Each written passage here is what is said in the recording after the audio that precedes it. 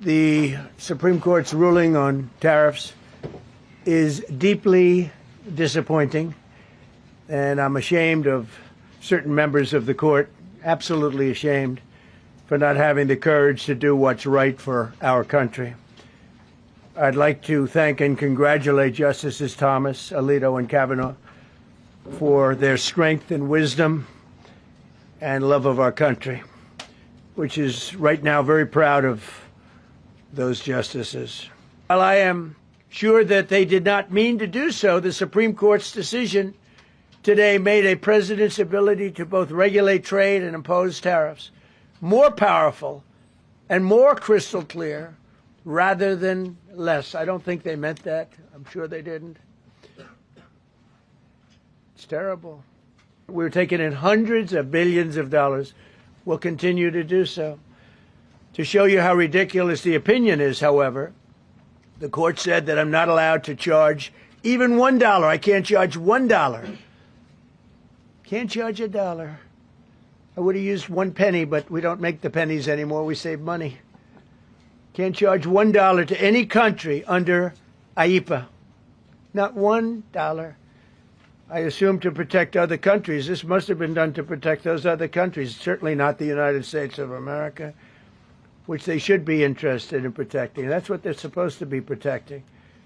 But I am allowed to cut off any and all trade or business with that same country. In other words, I can destroy the trade. I can destroy the country. I'm even allowed to impose a foreign country-destroying embargo. I can embargo. I can do anything I want, but I can't charge $1. We've taken in hundreds of billions of dollars, not millions, hundreds of billions of dollars. And so I said, well, what happens to all the money that we took in? It wasn't discussed. Wouldn't you think they would have put one sentence in there saying that keep the money or don't keep the money, right? I guess it has to get litigated for the next 2 years. So they write this terrible, defective decision, totally defective.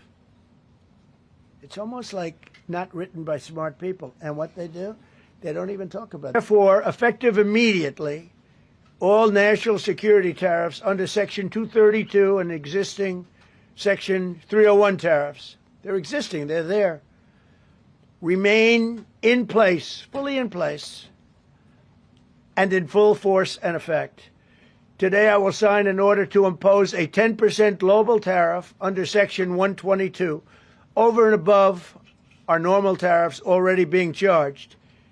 And we're also initiating several Section 301 and other investigations to protect our country from unfair trading practices of other countries and companies.